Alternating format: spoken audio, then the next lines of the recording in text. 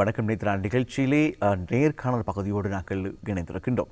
இன்றைய நேர்காணல் பகுதி நிறைய பலன்களை தரக்கூடிய பகுதியாக அமைய காத்திருக்கின்றன. முதலாவது பகுதி இலக்கியத்தோடு தொடர்பான ஒரு பகுதியாக நிகழ்ச்சியில் இடம்பிடிக்க காத்திருக்கின்றது. கடந்த 26 வருடங்களாக, இப்பொழுது இந்த வருடத்தோடு 27 வருடங்கள் கிடக்கின்றன, இனிய நந்தவனம் மாத சஞ்சிகையுடைய பிரதம ஆசிரியரை நாங்கள் இன்று சந்திக்கவிருக்கின்றோம். நந்தவனம் இனிய நந்தவனம் பதிப்பகத்தினுடைய உரிமையாளராக, நந்தவனம் ஃபவுண்டேஷனுடைய தலைவராக, உலகத்தமிழ் சிற்றிதழ்கள் சங்கத்தினுடைய பொருளாளராக இவர் செயற்பட்டு வருகின்றார். விசேடமாக இலங்கை வவுனியாவை பிறப்பிடமாகவும் தற்பொழுது இந்தியாவின் தமிழ்நாட்டை வசிப்பிடமாக கொண்டு வாழ்ந்து வருகின்ற இவர் இதுவரையிலும் கவிதை நூல்கள் 5, கட்டுரை நூல்கள் 7, பயண கட்டுரை நூல்கள் 3 இவர் எழுதி முடித்திருக்கின்றார். இலக்கிய பணிக்காக 30க்கும் மேற்பட்ட விருதுகள் இவர் பெற்றிருக்கின்றார். 30க்கும் மேற்பட்ட விருதுகள், குறிப்பாக சர்வதேச தமிழர்களை ஒருங்கிணைத்து தமிழ் பணியாற்றுவதில் சர்வதேச தமிழ் தூதன் விருது பெற்றிருப்பது ஒரு விசேட அம்சம் என்பதை நாங்கள் இந்த தருணத்தில் நினைப்படுத்துகின்றோம். இடையே நந்தவனம் சஞ்சிகையில் புதியவர்களுக்கு எழுத வாய்ப்புகளை வழங்கி புதிய எழுத்தாளர்களை இவர் உருவாக்கி கொண்டும் இருக்கின்றார். நந்தவனம் ஃபவுண்டேஷன் மூலம் சர்வதேச அளவில் சாதித்து வரும் பெண்களுக்கு ஆண்டுதோறும் சர்வதேச மகளிர் தினத்தில் சாதனை பெண் விருது வழங்கி கௌரவித்து வருகின்றார். ஆண்களுக்கு வெற்றி தமிழன் விருது வழங்கி கௌரவிக்கின்றார். மகிழ்ச்சியான ஒரு விடயம். அத்தோடு பொருளாதாரத்தில் பின்தங்கிய பெண்களுக்கு முடிந்த உதவிகளை இவர் செய்து வருகின்றார். சாதனை மாணவருக்குரிய விருது வழங்கி பாராட்டப்படுகின்றது. தமிழ்நாடு மட்டுமல்லாமல் பல வெளிநாடுகளிலும் இலக்கிய விழாக்கள் நடத்தி தமிழ் வளர்ச்சிக்கு இவர் பணியாற்றுகிறார். சராசரியாக 15 நாடுகளுக்கும் அதிகமான நாடுகளுக்கு இவர் பயணம் செய்திருக்கின்றார். இந்த இலக்கிய விழா போன்றவற்றிலே கலந்து கொள்வதற்காக இப்படியாக முழு நேர இலக்கியவாதியாகவும் சமூக சேவகராகவும் இயங்கி வருகின்ற திருவாளர் சந்திரசேகரன் தனவந்தன் அவர்களை அழைக்கின்றோம். புனைப்பெயர் என்று சொன்னால் நந்தவனம் சந்திரசேகரன் என்று சொன்னால் உங்களுக்கு இன்னும் இலகுவாக யார் என்பதை புரிந்து கொள்ளக்கூடியதாக இருக்கின்றது. இந்த வேளையில் இவரை நாங்கள் மிகவும் பணிமன்போடு கலையத்துக்கு வரவேற்கின்றோம். வணக்கம் ஐயா. வணக்கம். வணக்கம். நலமா இருக்கிறீங்களா? நலமா இருக்கும். எப்போ இலங்கைக்கு வந்தீங்க? இலங்கைக்கு வந்து ஒரு 3 நாள் ஆகுது. 3 நாள் ஆகுது. இம்முறை நீங்கள் இலங்கைக்கு வந்ததுக்கான விசேட அம்சம் என்ன? உங்கள் தாய் வீடு தான் இருந்தாலும் இம்முறை வருவதற்கான விசேட காரணம் என்ன? இம்முறை வந்து நாங்கள் எங்களுடைய இனிய நந்தவனம் வந்து ஒவ்வொரு மாதமும் ஒவ்வொரு சிறப்பு மலர் வெளியிட்டு கொண்டிருக்கிறோம். அந்த வகையில் இந்த ஆகஸ்ட் மாதம் இலங்கை வடமாகாணத்துக்கான ஒரு சிறப்பு மலரை வெளியிடுவதற்காக அதுக்கு ஆயத்தப்படுத்தி அந்த நூலை தயாரித்து அதை முல்லைத்தீவில் விஸ்வமடு என்ற பகுதியில் வெளியிடுவதற்காக வந்திருந்தேன். இது என்னுடைய கவிதை நூல் லகான் இல்லாத சாம்பல் நிற குதிரை என்ற என்னுடைய 5வது கவிதை நூலாக போன வாரம் தமிழ்நாட்டில் இந்த நூலை நான் வெளியிட்டிருக்கிறேன். அந்த வகையில் இது என்னுடைய தொடர்ந்து இந்த இலக்கிய பயணங்கள் போய்கொண்டிருக்கிறது. ஆமாம், சரி, நாங்கள் பார்க்கலாம். இந்த நந்தவனம் என்கின்ற நூல் இப்பொழுது புதிய ஒரு வெளியீடாக உங்களுடைய படைப்பாக நாங்கள் இங்கே பார்க்கின்றோம். இந்த நூலிலே அடங்கியிருக்கின்ற விடயங்கள் தொடர்பாக நாங்கள் கொஞ்சம் ஆழமாக பார்ப்போமா? இந்த நூல் தொடர்பாக என்னுடைய 5வது கவிதை நூல் லகான் இல்லாத சாம்பல் நிற குதிரை. இந்த கவிதை நூல் அண்மை காலத்தில் வெளிவரக்கூடிய ஒரு நவீன கவிதைகள் வடிவங்களக்கூடிய இருக்கக்கூடிய ஒரு கவிதைகள் இந்த நூலில் இருக்கிறது. கிட்டத்தட்ட 160 பக்கத்துக்கு இந்த கவிதை நூலை தயாரித்துக்கிறேன். அண்மை கால நிகழ்வுகள், அரசியல், பேரிடர்கள், அது போன்ற கொரோனா காலங்கள் போன்ற பேரிடர்கள் எல்லா தகவல்களையும் உள்ளடக்கியதாக என்னுடைய கவிதையில் இந்த நூலில் பதிவு செய்திருக்கிறேன். இது ரொம்ப வரவேற்பு பெற்ற நூலாக தமிழ்நாட்டில் இப்போது போய்கொண்டிருக்கிறது. வா வந்து பருகிக்கொள், நிரம்பி வழிகிறது என் கோப்பை முழுவதும் உன் அன்பு, பரிமாறிக்கொள்வதா பருகிக்கொள்வதா தயக்கம் வேண்டாம், அன்பில் கரைந்து போகலாம் வா. அழகான கவிதைகள் பலவற்றை இந்த நூலில் நாங்கள் காணக்கூடியதாக இருக்கிறது. இப்படியாக நீங்கள் பல நூல்கள் எழுதியிருக்கின்றீர்கள் இல்லையா? ஆமாம். அந்த நூல்களை பற்றி கொஞ்சம் மீண்டும் மீட்டி பார்ப்போம். நான் கிட்டத்தட்ட 5 கவிதை நூல்கள் வெளியிட்டிருக்கிறேன். ஒரு 4 தன்னம்பிக்கை கட்டுரை நூல்கள் வெளியிட்டிருக்கிறேன். அதே போல் நான் நிறைய நாடுகளுக்கு பயணம் செய்தால் பயணக்கட்டுரைகளும் வெளியிட்டிருக்கிறேன். அந்த பயணக்கட்டுரைகளில் வந்து மியான்மர், அந்தமான், இந்தோனேசியா போன்ற பயணக்கட்டுரை நூல்களை வெளியிட்டிருக்கிறேன். அதில் வந்து இன்னும் மற்ற நாடுகளுக்கு நான் கனடா, ஜெர்மனி, சுவிட்சர்லாந்து எல்லாம் போயிருக்கிறேன். மலேசியா, சிங்கப்பூர் எல்லாம் போயிருக்கிறேன். அது போன்ற நாடுகள் பற்றிய என்னுடைய பயணக்கட்டுரை நூல்களையும் வெளியிடுவதற்கு ஆயத்தப்படுத்தி வருகிறேன். தன்னம்பிக்கை நூல்கள், ஒரு வெற்றியாளன் எப்படி உருவாக வேண்டும் என்பதற்காக தன்னம்பிக்கை நூல்கள் ஒரு 4 நூல்கள் எழுதியிருக்கிறேன். அச்சத்தை அடித்தினோருக்கு, இன்னொரு முறை முயற்சி செய், அதே போல் தோல்விகளை தோற்கடிக்கலாம், இது போன்ற தலைப்புகள் நூல்கள் வெளியிட்டிருக்கேன். இது தமிழக கல்லூரி பள்ளி மாணவர்கள் மத்தியில் நல்ல வரவேற்பு பெற்ற நூலாக இன்றும் விற்பனைகள் முதலிடத்தில் இருந்து கொண்டிருக்கிறது. மிக்க மகிழ்ச்சி. இனிய நந்தவனம் என்கின்ற உங்களுடைய சஞ்சிகையினுடைய கரங்களில் இருக்கின்றன. இந்த நந்தவனம் என்கின்ற இந்த சஞ்சிகை தொடர்பாக நாங்கள் கொஞ்சம் விரிவாக பார்க்கலாம். இது எத்தனையாவது சஞ்சிகையாக அமைந்திருக்கின்றது? எத்தனை சஞ்சிகைகள் இதுவரை நீங்கள் வெளியிட்டிருக்கின்றீர்கள்? எவ்வளவு காலமாக இந்த சஞ்சிகையை பொறுத்த வரைக்கும் 1997ஆம் ஆண்டிலிருந்து மாதந்தோறும் ஒரு சஞ்சிகையாக வெளியிட்டு வருகிறேன். மாதம் ஒரு சிறப்புதல் வெளியிடுறது தான் எங்களுடைய வேலை. இதில் வந்து அரசியல், சினிமா, ஆன்மீகம் போன்ற கருத்துக்கள் முன்னிலைப்படுத்தாமல் இலக்கியம், கல்வி, மருத்துவம் இது போன்ற வாய்ப்புகள், இது போன்ற கருத்தியலுக்கு முன்னிலை கொடுத்து அந்த சஞ்சிகையை வெளியிடுறோம்.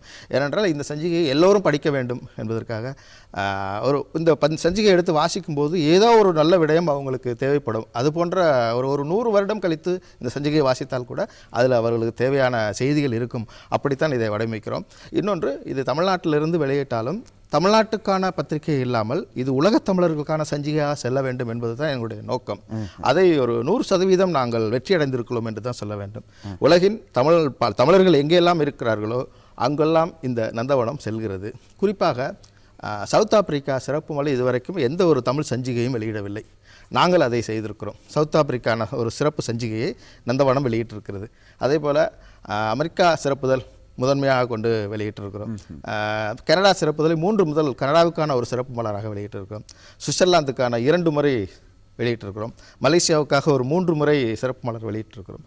அதே போல் தமிழகத்தில் உள்ள எல்லா மாவட்டங்களுக்கும் சிறப்பு மலர் வெளியிட்டு விட்டுருக்கோம். அதே போல் பக்கத்துள்ள மும்பை சிறப்புதல், பெங்களூர் சிறப்புதல், இப்படி தொடர்ந்து தமிழர்கள் எங்கெல்லாம் தமிழ் குறித்தும் தமிழ் இலக்கியம் குறித்தும் இயங்கி கொண்டிருக்கிறார்களோ அங்கு வந்து சிறப்பு மலர் வெளியிடுவதும், ஒரு இலக்கிய விழாக்களை அங்கே நடத்தி அங்கேயே கொண்டு போய் இந்த இலக்கிய சிறப்பு மலரை வெளியிடுவது என்று போன்ற தொடர்ந்து இந்த பணிகளை தொடர்ந்து செய்து கொண்டிருக்கிறோம். மிகவும் சிறப்பான ஒரு பணி. விஷயமாக தமிழ் தாய்க்கு ஒரு மகன் ஆற்றுகின்ற ஒரு தொன்றாகவே நாங்கள் இதை பார்க்கின்றோம். இப்படியான பிள்ளைகளை ஈன்றெடுப்பது தான் தமிழ் தாயினுடைய ஒரு சிறப்பாகவும் இருக்கிறது. அதே போல் பெற்றெடுத்த அன்னைக்கு தமிழ் தொண்டு ஆற்றுவதும் உங்களை போன்ற பிள்ளைகளுடைய சிறப்பான ஒரு செயலாக இருப்பதை பார்த்து நாங்கள் மெச்சுகின்றோம். 26 வருடங்களாக நீங்கள் ஒரு பிரதம ஆசிரியராக நீங்கள் செயல்பட்டு வருகின்றீர்கள். பல நாடுகளுக்கு சென்றிருக்கிறீர்கள். இவற்றில் கிடைத்த அனுபவங்கள் சிலவற்றை சுருக்கமாக எதிர்பார்க்கிறோம். இதில் வந்து நிறைய அனுபவங்கள், அது எல்லாவற்றையும் விரிவாக சொல்ல முடியாது. ஒவ்வொரு நாடுக்கு செல்லும் போதும் ஒவ்வொரு அனுபவத்தை நான் கற்றுக்கொள்கிறேன். வழக்கமாக வெளிநாடுகள் செல்லும் போது அந்த தமிழ் மொழியை கற்றுக்கொள்வதற்காக அவர்கள் போராடுவது ஒரு எனக்கு வியப்புக்குரியதாக இருக்கும். ஏனென்றால் தமிழ்நாட்டில் இப்போது தமிழ் பேசுவதை குறைத்து கொண்டு வருகின்ற சூழலில் வெளிநாடுகளுக்கு புலம்பெயர்ந்தவர்கள் தமிழ் மொழியை கற்றுக்கொள்வதற்கு ஆர்வத்தோடும் நிறைய மெனக்கெடுகிறார்கள். நேரம் அதற்காக செலவு செய்கிறார்கள். அதே மாதிரி நம்முடைய தமிழ் கலாச்சாரத்தை பாதுகாப்பதற்கு கோயில்கள் மூலமாகவும் விழாக்கள் மூலமாகவும் தொடர்ந்து நம்மளோட கலாச்சாரம், நம்மளோட பண்பாடு எல்லாத்தையும் அவங்க வந்து விட்டு கொடுக்காமல் இன்னொரு நாட்டில் இருந்தாலும் நம்மளுடைய தமிழ் கலாச்சாரத்தை அந்த மக்களும் தெரிந்து கொள்கிற வகையில் அதை செய்வது வியப்புக்குரியதாக இருக்கிறது. தொடர்ந்து நீங்கள் பெண்களுக்கான விருது, அதே போல் ஆண்களுக்கான விருது இவற்றை நீங்கள் வழங்கி வருகின்றீர்கள். ஒரு விருதினை வழங்கும் பொழுது பல்வேறு வகையான விடயங்கள் கவனத்தில் கொள்ளப்படும், பல்வேறு வகையான நாமினேஷன்கள் அங்கே பரிந்துரைக்கப்படும். அவற்றில் சிலவற்றை நீங்கள் தேர்ந்தெடுத்து அவர்களுக்கான விருதுகளை நீங்கள் வழங்கி வருவது நாங்கள் காணுகின்றோம். இந்த உங்களுடைய விருதுகள் தொடர்பாக கொஞ்சம் பார்ப்போமே. மாணவர்களுடைய விருதுகள் தொடர்பாக குறிப்பாக நாங்கள் தொடங்கிறது மாணவர்களுக்கான விருது தான் தொடங்கணும். அது என்னென்னா, ஒரு பல்வேறு துறைகள், விளையாட்டு, இலக்கியம், கல்வியல் எல்லாம் நிறைய மாணவர்கள் சாதித்து கொண்டிருக்கிறார்கள். அவர்களுக்கு ஒரு அங்கீகாரம் கிடைக்காமல் இருக்கும். அப்போது நாம் என்ன செய்தோம், அந்த மாதிரியான மாணவர்களை தேர்வு செய்து வருடந்தோறும் இந்தியாவில் வந்து நவம்பர் 14ஆம் தேதி ஜவஹர்லால் நேரு முன்னாள் பிரதமர் அவருடைய பிறந்த தினம் குழந்தைகள் தினமாக கொண்டாடப்படுகிறது. அந்த தினத்தில் மாணவர்களுக்கான விருதுகள் வழங்குவதற்கு ஆயத்தம் செய்து தொடர்ந்து அதை வழங்கி கொண்டு வந்தோம். அந்த நேரத்தில் பெரியவர்களும் மாணவர்களும் மட்டும்தான் நீங்கள் கவனிப்பீர்களா, எங்களுக்கு விருது தர மாட்டேங்கிறா என்றபோது ஆண்களுக்கு ஒரு வெற்றி தமிழன் என்ற ஒரு பெயரில் ஒரு விருதை தயார் செய்து ஒவ்வொரு வருடமும் எங்களுடைய இனிய நந்தவனம் ஆண்டு விழாவில் அந்த விருதை வழங்குகிறோம். அது பல்வேறு துறை, கல்வி, மருத்துவம், தொழில், இலக்கியம் எல்லா துறைகளிலும் முதன்மையாக விளங்கக்கூடியவர்கள். அதில் வந்து உண்மையாகவே சாதித்திருக்க வேண்டும். இன்றைக்கு விருதுகள் விற்கப்படுகின்ற ஒரு குற்றச்சாட்டு இருக்கும்போது நாங்கள் வந்து அவளை தேர்வு செய்யும்போது ஒரு ஆயிரக்கணக்கான விண்ணப்பங்கள் வந்து சேரும். அதிலிருந்து நாங்கள் தேர்வு செய்து உண்மையானவர்களை தேர்வு செய்து எங்களுடைய ஆண்டு விழாவில் வருடந்தோறும் ஜனவரி மாதத்தில் நடக்கக்கூடிய ஆண்டு விழாவில் அவங்களுக்கு விருது வழங்கி அவங்களை கௌரவப்படுத்திக்கிறோம். இது உலகம் முழுவதும் யார் வேண்டாலும் அந்த இதில் கலந்து கொள்ளலாம். அதே போல் பெண்களுக்கு வந்து உலக சர்வதேச மகளிர் தினம் மார்ச் 8ஆம் தேதி அது உலகம் முழுவதும் சிறப்பாக கொண்டாடப்படுகிறது.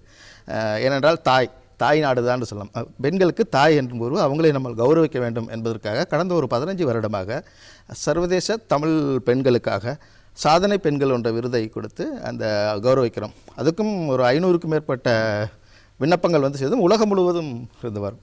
அந்த வகையில் நாங்கள் அந்த விண்ணப்பங்களை ஆய்வு செய்து அவர்கள் சரியானவர்கள் தான் என்று அந்த நாட்டிலே எங்களுக்கு தெரிஞ்சவரோடு அவங்களை தொடர்பு படுத்தி அதை விசாரித்து சரியான நபருக்கு அந்த விருது போய் சேர வேண்டும். ஏனென்றால் ஒரு விருது கொடுத்த பிறகு அது ஒரு விமர்சனங்களுக்கு உள்ளாகக்கூடாது என்பது முக்கியம். ஆகையால் அவர்களை சரியான நபர்களை எல்லா துறைகளிலும் தேர்ந்தெடுத்து வருடந்தோறும் 25 பெண்களுக்கு தமிழ்நாட்டில் சென்னையில் ஒரு பிரம்மாண்ட விழா எடுத்து அந்த விருதை தொடர்ந்து வழங்கி வருகிறோம். மிக்க மகிழ்ச்சியான ஒரு செயற்பாடாக நாங்கள் பார்க்கின்றோம்.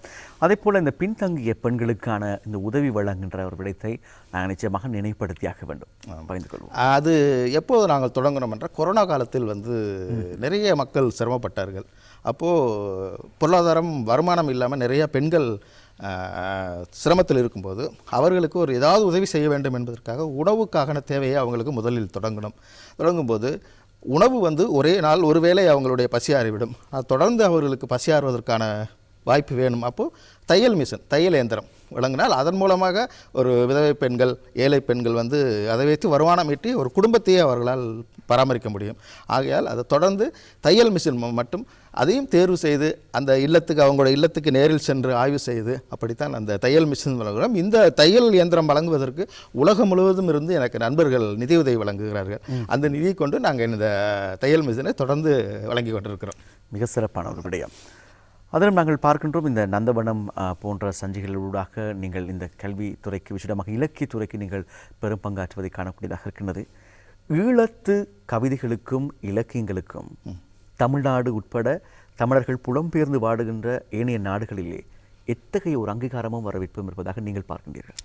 இன்றைக்கு இணையம் வந்துவிட்டதால் உலகம் முழுவதும் தமிழ் வந்து ஆங்கிலத்துக்கு அடுத்தபடியாக அங்கீகரிக்கப்பட்ட மொழியாக உலகம் முழுவதும் தமிழ் இயங்கிக் கொண்டிருக்கிறது. அது ஒரு நல்ல வாய்ப்பு. படைப்பாக்கங்களில் வெளியிடுவதற்கும் அந்த தங்களை பற்றி அதை வெளிப்படுத்திக் கொள்வதற்கும் நல்ல ஒரு இணையம் வந்து ஒரு பாலமாக இருக்கிறது. அந்த வகையில் புலம்பெயர்ந்த மக்கள் வந்து ஈழத்தில் எப்படி அந்த மொழியை கையாண்டார்களோ ஆளுமையுடன் அதே தன்மையுடன் மற்ற நாடுகளில் உள்ள எழுத்தாளர்களும் அந்த வலிமையுடன் எழுதுகிறார்கள். அண்மைக்காலமாக கடந்த ஒரு 10 வருடங்களாக இலங்கையின் வழிகளை நிறைய எழுதுகிறார்கள். தமிழ்நாட்டில் வந்து அதனுடைய எழுத்துப்போக்கு வந்து எப்படின்னா ஆங்கிலம் கலந்து எழுதக்கூடிய ஒரு நிலைமை அங்கே கூடுதலாகிவிட்டது. தமிழ் பத்திரிகைகள் சஞ்சிகைகளில் கூட ஆங்கிலம் கலந்த ஒரு கட்டுரைகள், சிறுகதைகள், குறிப்பாக திரைப்படத்துறைகள் இந்த மொழியை வந்து சிதைக்கி கொண்டிருக்கிறார்கள். தமிழ் சினிமா, தமிழில் பெயர் வைப்பதே ஒரு கௌரவ குறைச்சலாக நினைக்கிறார்கள். குழந்தைகளுக்கு பேர் வைப்பதும் ஒரு கௌரவ குறைச்சல்களாக நினைக்கிறார்கள். அந்த வகையில் புலம்பெயர்ந்த தமிழர்கள் இந்த தமிழ் மொழி, குறிப்பாக மலேசியாவில் வென்றால் சென்று உங்களை யாராவது ஒருவரை சந்தித்தால் பசியாறி விட்டீர்களா என்று தான் கேட்பார்கள், தூய தமிழ். அதே போல் மற்ற நாடுகளிலெல்லாம் அறிவிப்புகளில் கூட நான் இலங்கையில் கேட்பது போல மலேசியா, சிங்கப்பூர் வானொலிகளில் தமிழில் தான் அறிவிப்புகள், அதோட உரையாடல்கள் எல்லாமே இருக்கும். நீங்கள் நன்றாக இல்லை தமிழக ஊடகங்களை பார்த்தீங்களென்றாக்கும் ஆங்கிலம் தான் முதன்மையாக அவர்கள் இருக்கும். அந்த வகையில் இந்த மொழி ஆளுமை என்பது என்னுடைய மொழி, அதை நான் விட்டுக் கொடுக்க மாட்டேன் என்பது அந்த ஆளுமை தன்மையை நான் வியப்போடு பார்க்கிறேன் உலகத் தமிழர்களிடத்தில். அது விஷயமாக இந்த நேயர்கள் வாசகர்களை திருப்திப்படுத்துவதற்காக அவர்கள் அத்தகைய ஆங்கிலம் கடந்து தமிழை பயன்படுத்துவதாக நாங்கள் பார்க்கின்றோம். சரி, அது ஒரு புறம் இருக்க, அன்றைய காலத்திலே சங்கங்கள் அமைத்து தமிழை வளர்த்தார்கள். இந்த சங்கம் அமைத்து தமிழ் வளர்க்க வேண்டிய தேவைப்பாடு நீங்கள் சொன்னது போல தமிழ்நாடு உட்பட ஏனைய நாடுகளிலும் இருப்பதை நாங்கள் காணுகின்றோம். காரணம், தமிழ் வெறுமனே ஒரு மொழி மாத்திரமல்ல. ஆகவே அதை நாங்கள் எங்களுடைய அடுத்த பரம்பரையினருக்கு கடத்துவதற்காக, அதனுடைய சிறப்பான பல விடயங்களை உலகுக்கு எடுத்து இயம்புவதற்காக பல்வேறு வகையான புதிய முயற்சிகளை செய்ய வேண்டியவர்களாக நாங்கள் இருக்கின்றோம். 15 நாடுகளுக்கும் மேற்பட்ட நாடுகளுக்கு இந்த கலை இலக்கியம் தொடர்பான விழாக்களுக்கு பயணம் செய்த ஒரு நபராக 26 வருடங்கள் ஒரு பத்திரிகையினுடைய பிரதம ஆசிரியராக இருக்கின்ற இந்த தலைமைத்துவத்தோடு உங்களிடம் கேட்கின்றேன். அப்படியான புதிய முயற்சிகள், புதிய திட்டங்கள், எதிர்கால திட்டங்கள் உங்களிடம் எவையாக இருக்கின்றன? நிறைய இருக்கிறது. குறிப்பாக சொல்லவென்றால் ஒவ்வொரு நாடுகளுக்கும் சென்று தமிழ் மொழி வளர்ப்பதற்கான விடயங்கள் என்னென்ன செய்ய முடியுமோ, தமிழ் விழாக்கள், கலாச்சார விழாக்கங்கள், சிறுகதை எழுதுவதற்கான போட்டிகள், இளந்தலைமுறையுடன் அந்த தமிழை கொண்டு போக வேண்டும், புத்தக வாசிப்பை ஊக்குவிக்க வேண்டும் என்பதற்காக போட்டிகள், கவிதை போட்டிகள், கட்டுரை போட்டிகள் வைத்து அவங்களை எழுத வைப்பது. ஏன்னா அவர்கள் இந்த மொழியை விட்டுவிடாமல் மொழியை தொடர்ந்து அவங்கள் பாவிக்க வேண்டும் என்பதற்காக நிறைய போட்டிகள், இந்த மாதிரி சிறுகதை போட்டிகள் நிறைய நடத்தியிருக்கிறோம். எங்களுடைய நந்தவனம் ஊடாக கவிதை போட்டிகள் நடத்தி இது வந்து சர்வதேச மாணவர்களுக்காகவும் நடத்தி வருகிறோம். தொடர்ந்து தமிழ்நாட்டு மாணவர்கள் மட்டுமல்ல, சர்வதேச மாணவர்களுக்காகவும் நடத்தி வருகிறோம். தொடர்ந்து அவர்களை வந்து பேச்சு மூலமாக பேச வைப்பது, மேடைகள் பேச வைத்த வாய்ப்பு வழங்குவது. இன்றைக்கு வந்து எல்லோருக்கும் வாய்ப்பு எளிதில் கிடைத்து விடுவதில்லை. அதேபோல் ஒரு திறமையான மாணவர்களை அவர்களுக்கு மேடை வாய்ப்புகள் வழங்குவது, இதெல்லாம் அவங்களுடைய இந்த மொழியை வந்து விட்டுவிடாமல் தொடர்ந்து கொண்டு செல்ல வேண்டும். ஏனென்றால் இன்றைக்கு உலகம் வந்து ஆங்கிலமயமாக்கல் போய் விட்டதனால் எல்லோரும் ஆங்கிலம் முதன்மையான தேவைதான். ஆனால் அவருடைய தாய்மொழி மிக அவசியமானது. சில நாடுகளில் ஆங்கிலமே உச்சரிப்பதில்லை, அவர்கள் மொழியை மட்டும்தான் கதைக்கிறார்கள். குறிப்பாக சொல்ல வேண்டாம், பிரான்ஸ் போன நாடுகளில் பிரெஞ்சு மொழி பேசினால்தான் மகிழ்கிறார்கள், ஆங்கில மொழியில் உரையாடினால் அவர்கள் விரும்புவதில்லை. அதுபோல் நம்மளுடைய தாய்மொழி, இதை மொழி என்பது நமக்கு ஒரு அடையாளம், அவருடைய பேரிலும் இருக்க வேண்டும். அதை நாங்கள் வலியுறுத்தி தொடர்ந்து எங்களுடைய தமிழ் மொழி நம்முடைய மொழி என்பதை இந்த தமிழர்கள் மத்தியில் வேறுபட்டு விடாமல் இருப்பதற்காக, ஈரத்தோடும் இருப்பதற்காக அதை தொடர்ந்து அந்த பணியை நாங்கள் செய்து வருகிறோம். எழுத்தாற்றல் மிகு, கற்பனை திறன் மிகு சிறந்த எழுத்தாளர்கள் நம் மத்தியிலே, நம்முடைய சமூகத்திலே பரவி காணப்பட்டாலும் அந்த எழுத்துக்களை புத்தக வடிவாக்க கொண்டு வருவதற்கு கொஞ்சம் பொருளாதாரம் தடையாக இருப்பதை நாங்கள் பார்க்கிறோம். ஆகவே இத்தகைய ஒரு பொருளாதார தடை காரணமாக எத்தனையோ திறமைசாலிகள் இங்கே வெளிக்காட்டப்படாமல் முடங்கி போய்விடுகின்ற ஒரு துருப்பாக்கி நிலையை நாங்கள் காணுகின்ற தருணத்திலே இப்படியாக புத்தகங்களை அச்சிட்டு வெளியிடுவதற்கு அல்லது புத்தக வெளியீட்டு நிகழ்ச்சிகளை செய்வதற்கு, இப்படியான இந்த இலக்கியத்தை வளர்த்தெடுப்பதற்கான நூல்கள், சஞ்சிகைகள் போன்றவற்றை வளர்த்தெடுப்பதற்காக உங்களுடைய பல சேவைகளுள் இத்தகைய சேவைக்கான புதிய திட்டங்கள் எதுவும் இருக்கின்றனவா அல்லது செய்து வருகின்றீர்களா? தொடர்ந்து நாங்கள் அதுபோல் செய்து வருகிறோம். திறமையான எழுத்தாளர்கள் அங்கே இருப்பார்கள், அவர்களுக்கு புத்தகம் வெளியிடுவதற்கான வாய்ப்புகள் கிடைப்பதில்லை. ஆனால் இது போன்ற இலக்கியவாதிகளுக்கு உதவி செய்யக்கூடிய தொழிலதிபர்கள் அது போன்று நிறைய இருக்கு. குறிப்பாக சொல்ல போனால் இங்கே இலங்கையில் ஆசி உமர் சிறப்பான அவர் ஆசி உமர் ஊடாக ஒவ்வொரு இலங்கையில் உள்ள ஒவ்வொரு எழுத்தாளர்களுக்கும் அந்த முதல் பிரதி பெற்றுக்கொண்டு முதல் பிரதி நூலை வெளியிடுவதற்காக மிகப்பெரிய அந்த பொருளாதாரம் பின்தங்கியுள்ள அந்த அவர்களுடைய படைப்பாக்களை புத்தகமாக வெளியிட்டு அது ஒரு விழா எடுத்து அதில் வரக்கூடிய அந்த தொகையை அவர்களுக்கே வழங்கி பெருமைப்படுத்துகிறார். அதே போல் நாங்கள் தமிழ்நாட்டில் இதுபோல் ஒரு புரவலர்கள் இருக்கிறார்கள், அவர்களிடம் உதவி கேட்டு இந்த ஒரு எழுத்தாளர் இவ்வளவு படைப்புகள் எழுதியிருக்கிறார், இதை புத்தகமாக்க வேண்டும் என்று கேட்கும்போது மனமோந்து செய்யக்கூடிய புரவலர்கள் அங்கேயும் இருக்கிறார்கள். அவர்களூடாக அந்த புத்தகங்களை வெளியிடுவதற்கு நாங்கள் தொடர்ந்து பணியாற்றி வருகிறோம். கிட்டத்தட்ட எங்களுடைய பதிப்பகத்தில் 200 புத்தகங்கள் வெளியிட்டிருக்கிறேன். தமிழ்நாடு, வெளிநாடு எல்லாருடைய எழுத்தாளர்களும் சேர்ந்து என்னுடைய இனிய நந்தவனம் பதிப்பகங்களூடாக 200 புத்தகங்கள் தலைப்பில் ஒரு புத்தகங்கள் வெளியிட்டிருக்கிறோம்.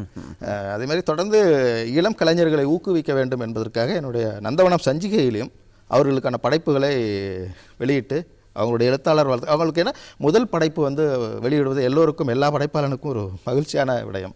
அந்த வகையில் முதல் படைப்புகள் இனிய நந்தவனத்தில் நிறைய எழுத்தாளர்களை அதில் பதிவு செய்திருக்கிறோம். அதே போல் நூல் வெளியிட்ட எழுத்தாளர்களை நந்தவனம் பதிப்பகம் ஊடகமாக அவருடைய புத்தகங்களை வெளியிட்டு பெருமைப்படுத்தி இருக்கிறோம். தொடர்ந்து இந்த கம்பெடுத்தவனெல்லாம் வேட்டைக்காரன் என்பது போல சில நேரங்களில் இப்பொழுது இந்த புதிய மொபைல் கையில் இருக்கின்ற பொழுது இந்த ஃபேஸ்புக் ஊடாக எழுதுகின்றவர்களெல்லாம் எழுத்தாளர்களாக சில நேரங்களில் மாறிவிடுகின்றார்கள், அல்லது மொபைல் ஊடாக எல்லோரும் ஊடகவியலாளராக மாறிவிட்டு இந்த தருணத்திலே ஒரு சிறந்த ஒரு எழுத்தாளனாக ஒருவர் பயணிப்பதற்கு இத்தகைய விடயங்களை கவனத்தில் கொள்ள வேண்டும் என்று 26 வருடங்கள் ஒரு பிரதம ஆசிரியராக செயல்படுகின்ற உங்களிடம் கேட்கின்றோம். ஒரு சிறந்த எழுத்தாளனாக உருவதற்கு 2 விடயங்கள் கவனிக்க வேண்டும். முதலில் புத்தகங்கள் வாசிக்க வேண்டும், நிறைய வாசிக்க வேண்டும். அதே போல் நம்மை சுற்றி நடக்கக்கூடிய இந்த சமூக நிகழ்வுகளையும் கவனிக்க வேண்டும். வாசித்தால்தான் எழுத்து அவர்களுக்கு வரும். இன்றைக்கு புத்தகம் வாசிப்பதை குறைந்து கொண்டு வருகிறது. எல்லாமே இணையத்தில் இருக்கிறது. இணையத்தில் ஒரு விடயத்தை உருவாக்குறதுக்கு புத்தகம் தான் துணை செய்கிறது. கல்வி முறையை பாருங்கள், இன்னும் அது டிஜிட்டல் முறைக்கு வரையில்லை, புத்தக முறையில் தான். ஏனென்றால் ஒரு புத்தகம் வாசிக்கும்போது தான் நம்மளுடைய மூளையில் அந்த கருத்து பதிவாகிறது. இந்த படக்காட்சிகளாக போகும்போது அந்த நொடி மட்டும்தான் நமக்கு ஞாபகத்தில் இருக்கும், பின்னுக்கு அது போய். ஆனால் ஒரு புத்தகம் தான் உங்களை நல்ல சிறந்த மனிதனாக வேண்டும், நல்ல எழுத்தாளராகவும் இந்த சமூகம் குறித்து சிந்திப்பதற்கும். நீங்கள் ஒரு புத்தகத்தை வாசிக்கும் போதே உங்களுக்கு ஒரு சிந்தனை ஓட்டம் ஓடிக்கொண்டே இருக்கும். அதே இணையத்தில் வாசிக்கும் போது ஒரு சிந்தனை உங்களுக்கு ஓடாது. ஏனென்றால் காட்சி ஊடகம் அது. உங்களது மூளை செயல்பாடு வந்து குறைவாக, கண் மூலமாகத்தான் அது காட்சிகளை பார்த்து கொண்டு இருக்கும்போது ஒரு சிந்தனை திறன் குறைவாகத்தான் இருக்கிறது என்று அறிவியல் ரீதியாக சொல்லுகிறார்கள். ஆனால் காலத்தின் கட்டாயம் இந்த இணையத்தை தவிர்க்கவும் முடியாது. இணையத்திற்குள் எல்லாமே இப்போ அண்மையில் கூட ஒரு இணையம் முடங்கிவிட்டது. எந்த ஒரு செயல்பாடுமே சில மணித்துளிகள் இயங்கவில்லை. அப்படியான சூழல் வரும்போது ஒரு கொரோனா போன்ற ஒரு பேரிடர் வந்து இணையமே முற்றும் போய்விட்டால் எங்கே போவது நம்முடைய படைப்பாக்கள் நம்ம பதிவுகளுக்கு? ஆகவே புத்தகங்கள் தான் வரவேற்க வேண்டும், புத்தகங்கள் தான் சிறந்த வழி என்று நான் சொல்கிறேன். நிச்சயமாக இதை இன்னும் தெளிவாக இலகுவாக நம்மளுடைய பெற்றோர்களுக்கு கொண்டு போய் சேர்க்க வேண்டுமாக இருந்தால் புத்தகத்திலே அழகாக சொல்லப்பட்டிருக்கும் சில விடயங்கள். இந்த பார்ப்போம், இந்த ஒரு குதிரை வேகமாக ஓடி வருகிறது, அல்லது குதிரை ஓடி வருகிறது என்று வைத்துக்கொள்ளும். ஒரு புத்தகத்திலே ஒரு வசனம் இருக்கிறது. எங்களுடைய கற்பனைக்குள்ளே செல்லும், அது பெரிய குதிரையா சிறிய குதிரையா, வேகமாக வந்ததா மெதுவாக வந்ததா, ஓடி வந்ததா அசைந்த ஆடைப்படி மெதுவாக நடந்து வந்ததா, அது வெள்ளை குதிரையா கருப்பு குதிரையா என்கின்ற பல்வேறு வகையான கற்பனைகள் எங்களுக்குள்ளே வரும். ஆனால் இதை நாங்கள் கண்ணைக்குள்ளே கைபேசிக்குள்ளே காட்சியாக வீடியோ காட்சியாக பார்க்கின்ற பொழுது அது அதுவாகத்தான் இருக்கிறது. அந்த குதிரை எப்படியாக இருக்க வேண்டும், என்ன நிறமாக இருக்க வேண்டும், இந்த வேகத்தில் வர வேண்டும் என்பதை அந்த படைப்பாளி முடிவு செய்து விடுகிறார். ஆகவே அங்கே கற்பனை திறனுக்கு கற்பனா சக்திக்கு இடம் கொடுக்கப்படுவதில்லை. ஆகவே தான் தயவு செய்து வாசியுங்கள் என்று பலரும் சொல்கின்றார்கள். உண்மைதான். சரி, இந்த எழுத்துக்கள் தொடர்பாக நாங்கள் பார்க்கின்ற பொழுது அந்நாட்களிலே எம்முடைய முன்னோர்கள் பல வடிவங்களில் எழுத்துக்கள் ஊடாக அற்புதமான பல விடயங்களை சொல்லி வைத்திருக்கின்றார்கள். இப்படியாக காலத்தால் அழிந்து போய்விடாமல் காலங்காலமாக கடத்தப்பட வேண்டிய சில முக்கியமான விடயங்களை நாங்கள் புத்தக வடிவிலும் அதே போல் இணைய வழியிலும் நாங்கள் கொண்டு போய் சேர்க்க வேண்டியவர்களாக இருக்கின்றோம். ஆகவே தமிழ் தாய்க்கு, இந்த இலக்கியத்துக்கு நீங்கள் இனி வருகின்ற நாட்களிலே நீ செய்து வருகின்ற சேவையை தொடர்ந்து இனி வருகின்ற நாட்களில் இருக்கின்ற புதிய முயற்சிகளாக இவை இருக்கின்றன. படைப்பாக்கங்கள் இணையத்திலும் நாங்கள் கொண்டு செல்கிறோம். எங்களுடைய இணையநந்தவனம்.com என்ற இணையப்பக்கத்திலும். அது என்னென்றால் இன்றைக்குள்ள வாசிப்பு தேவைப்படுகிறது. புத்தகங்கள் இப்போ தமிழ்நாட்டில் வெளியிடக்கூடிய புத்தகங்கள் கிடைக்காமல் போகின்ற பொழுது இணையத்தில் எல்லா புத்தகங்களும் உடனுக்குடன் அவங்களால் தெரிவிக்க முடியாது. தபால் மூலமாக அனுப்புகின்ற சிரமங்கள் இருக்கும்போது இணையத்தில் இந்த என்னுடைய சஞ்சிகவே, குறிப்பாக சஞ்சிகை இணையத்தில் வாசிக்கிறார்கள் நிறைய பேர். நாங்கள் ஒவ்வொரு மாதமும் இணையத்தில் அதை விளையாட்டுக்கிடும் போது அதை தொடர்ந்து வாசிக்கிறார்கள். அது பயன்பாட்டுக்கு தேவையானது தான் இருக்கிறது. ஆனாலும் எதிர்காலத்தில் ஒரு பாதுகாப்பு, நம்முடைய படைப்பாங்களுக்கு பாதுகாப்பு தேவை என்றால் ஒரு புத்தகங்கள் தான் அதுக்கு சிறந்த வழி என்று நான் சொல்லுவேன். இன்றைய காலத்திற்கு எப்படி ஒரு உதாரணமாக சொல்ல வேண்டால், நாம் உணவில் வந்து சோறு நாம் மறக்கவே முடியாது, அது ஒதுக்கவே முடியாது. எப்படி எத்தனை உணவு வகைகள், பீஸா பர்கர் என்று எத்தனை உணவுகள் வந்தாலும் நமக்கென்று சோறு தான், பாரம்பரிய உணவு சோறு தான். அதே போல் நமக்கு புத்தகங்கள் தான். எத்தனை இணையங்கள் எத்தனை ஊடகங்கள் வளர்ச்சி பெற்றாலும் புத்தகங்களிலிருந்து நாம் விலக முடியாது. நமக்கான ஆதாரம் 100 ஆண்டுகளுக்கு முன் இந்த விடயம் இந்த தேதியில் நடந்தது என்பதற்கான ஆதாரம் புத்தகங்கள் தான் உண்மையானதாக இருக்க முடியும். இணையத்தில் எல்லாமே உண்மையாக இருக்கும் என்று சொல்ல முடியாது. உதாரணமாக கூகுளில் நாம் தேடும்போது ஒருவர் தவறான ஒரு கருத்தை பதிவு செய்திருந்தாலும் அதை நாம் தவறாகத்தான் எடுத்துக்கொள்கிறோம். உண்மையான கருத்து என்று எப்படி அதை உறுதிப்படுத்துவது? ஆனால் ஒரு ஆய்வுக்கோவை நாம் சமர்ப்பிக்கும் போது அதனால் உறுதிப்படுத்துவதற்கு அந்த ஆய்வில் நான் எங்கிருந்து தரவுகள் எடுத்தேன் என்று உறுதிப்படுத்துவது கடைசி பக்கத்தில் எந்த புத்தகத்தில் எந்த ஆண்டு வெளியிட்டது, எந்த பதிப்பு என்ற குறிப்புகள் வெளியிடுகிறோம். இணையத்திலிருந்து எடுக்கக்கூடிய கருத்துக்களை நாம் குறிப்புகள் செய்ய முடியுமா? முடியாதல்லவா? ஆகவே இந்த எதிர்கால நம்மளுடைய படைப்பாக்கங்களை, நம்மளுடைய வரலாறுகளை எல்லாமே புத்தகங்களாக கொண்டு வர வேண்டும் என்பது தான் என்னுடைய கருத்து. மிகச்சிறப்பான ஒரு கருத்து ஐயா. அதே போல் நாங்கள் இந்த கல்விப்புல ஆய்வாக இருக்கலாம், இந்த அதிகமாக நாங்கள் இலக்கிய மீளாய்வு என்பவற்றை நாங்கள் செய்கின்ற பொழுது புத்தகங்களை அடியொட்டி நாங்கள் இந்த இலக்கிய மீளாய்வு போன்றவற்றை நாங்கள் செய்கின்றோம். இப்படியாக இருக்கின்ற விடயங்களிலே இந்த சில நேரங்களில் இந்த அறிவு திருட்டு என்பது இடம்பெற்று வருவதை நாங்கள் பார்க்கின்றோம். சில நேரங்களில் மேற்கோள் காட்டி உசா துணையை நாங்கள் சொல்லாமல் ஒருவருடைய கற்பனையையும் ஒருவருடைய எழுத்துக்களையும் நாங்கள் எடுத்து வைத்துக்கொண்டு எங்களுடைய பேரை செல்கின்ற சில துருப்பாக்கிய நிலையை அங்கங்கே காணுகின்றோம். ஆகவே இப்படியான நிலையிலிருந்து ஒரு ஒழுக்கமிகு ஒரு எழுத்தாளனாக வருவதற்கு ஒருவர் என்ன விடயங்களை கையில் கொள்ள வேண்டும்? நான் அதுக்கு ஒரு உதாரணமாக சொல்லலாம் என்று நினைக்கிறேன். ஜெயகாந்தன் ஒரு சிறந்த எழுத்தாளர், உங்களுக்கு தெரியும். அவர் புதிய வார்ப்புகள் என்று ஒரு கதை எழுதியிருந்தார், ஒரு புத்தகம் வெளியிட்டார்தான் நினைக்கிறேன். அந்த தலைப்பில் பாரதி ராஜா, இயக்குனர் பாரதி ராஜா அவர்கள் புதிய வார்ப்புகள் என்று ஒரு படம் எடுத்தார். ஆமாம். உடனே ஜெயகாந்தனிடம் சென்று உங்களுடைய புதிய வார்ப்புகள் என்ற தலைப்பை பாரதி ராஜா பயன்படுத்தி விட்டாரே, நீங்கள் அதற்கு குரல் கொடுக்கவில்லையா என்று கேட்டபோது ஜெயகாந்தன் பதில் கொடுத்திருக்கிறார், இல்லாதவன் எடுத்துக்கொள்கிறான், அதை பற்றி எனக்கு என்ன கவலை என்று ஒரு சர்வசாதாரணமாக அந்த பதிலை கொடுத்திருக்கிறார். அதுபோல் அறிவு திருட்டு என்பது தவிர்க்க முடியாதது. ஆனால் ஒரே விடயத்தை பலரும் யோசிக்கக்கூடிய வாய்ப்பு இருக்கிறதுல்ல. ஒரு கருத்தை அப்படியே இன்னொரு பதிவு செய்தால்தான் அறிவு திருட்டு. ஆனால் வேறு வழியில் அவர்கள் அதே கருத்தை வேறு ஒரு பாதையில் அவர்கள் சொல்லக்கூடிய வாய்ப்பு இருக்கும்போது அதை அறிவு திருட்டு என்று எடுத்துக்கொள்ள முடியாது. இன்னொன்று, இது தொடர்ந்து நடக்கக்கூடியது தான், அது ஒன்று பெரிதாக எடுத்துக்கொள்ள வேண்டிய. அதற்காகத்தான் அறிவு திருட்டிலிருந்து நாம் பாதுகாத்துக் கொள்வதற்கு புத்தகங்களாக பதிவு செய்ய வேண்டும். அதில் எந்த ஒரு மாற்றம் செய்ய முடியாது அல்லவா? ஆமாம், எங்கோ ஒரு இடத்திலே பதிவாக இருக்கும். சார், நாங்கள் நிகழ்ச்சி நிறைவு செய்ய வேண்டிய நேரத்துக்குள்ளே வந்துவிட்டோம். நிகழ்ச்சி பார்த்து கொண்டிருக்கின்ற இலங்கை தமிழ் உறவுகளுக்கு, அதே போல புலம்பெயர்ந்த நாடுகளை வாழ்ந்து கொண்டிருக்கின்ற ஈழத்தமிழர்களுக்கு நீங்கள் சொல்ல வேண்டிய விடயங்களை பகிர்ந்து கொள்ளுங்கள். தொடர்ந்து நான் இதுவரை சொன்ன கருத்துக்களுடைய ஒரு சார அம்சமாக என்ன சொல்ல வேண்டுமானால், நம்முடைய மொழி, நம்முடைய கலாச்சாரம், நம்முடைய பண்பாடை எந்த ஒரு வளர்ச்சி, எந்த ஒரு சூழலையும் நீங்கள் விட்டுவிடாதீர்கள். அதுதான் நான் உங்களுடைய ஒரு வலிமையாகவும் உறுதியாகவும் கேட்டுக்கொள்வது. எந்த நாடுகளில் எப்படி வசித்தாலும், எந்த உயரத்துக்கு போனாலும் மொழியையும் பண்பாடையும் விட்டுவிடாதீர்கள். அதுதான் என்னுடைய கருத்தாக நான் பதிவு செய்ய விரும்புகிறேன். நிச்சயமாக உங்களுடைய இலக்கிய பணி தொடர வேண்டும். இத்தகைய நூல்கள், சஞ்சிகைகள் தொடர்ந்து வெளிவர வேண்டும். தமிழ் தாய்க்கு உங்களுடைய தொண்டு தொடர்ச்சியாக இடம்பெற வேண்டும். நீங்கள் சேவையாற்ற வேண்டும் என்று நாங்கள் பிரார்த்திக்கின்றோம், அவளை தெரியப்படுத்துகின்றோம். அதே போல் உங்களுடைய இந்த விருது வழங்குகின்ற விடயங்கள், பெண்களுக்காக நீங்கள் இந்த பண உதவிகள் வழங்கி அவர்களுக்கு கரம் கொடுக்கின்ற விடயங்கள், இப்படியான விடயங்கள் தொடர்ந்தும் இடம்பெற வேண்டும். புலம்பெயர்ந்த நாடுகளில் இருக்கின்ற இலக்கிய எழுத்தாளர்களை ஒன்றிணைக்கின்ற சிறப்பான பணி தொடர வேண்டும் என்று நாங்களும் இலங்கை மக்கள் சார்பாக வாழ்த்துக்களையும் பிரார்த்தனைகளோடும் உங்களிடம் நாங்கள் விடைபெறுகிறோம். இன்று தினம் இணைந்து கொண்டவர் இனிய நந்தவனம் சஞ்சிகையினுடைய பிரதம ஆசிரியர் சந்திரசேகரன் தனவந்தன். இன்னும் உங்களுக்கு தெரிந்த பேராக சுலபமாக இருந்தால் நந்தவனம் சந்திரசேகரன் அவர்களுக்கு நேத்ரா அலைவரிசையின் சார்பாக உளமார்ந்த நன்றிகளை தெரிவித்து விடைபெறுகிறோம். மீண்டும் மற்றொரு நாளிலே இதே போன்று சந்திப்போம். நன்றி ஐயா. நன்றி, வணக்கம்.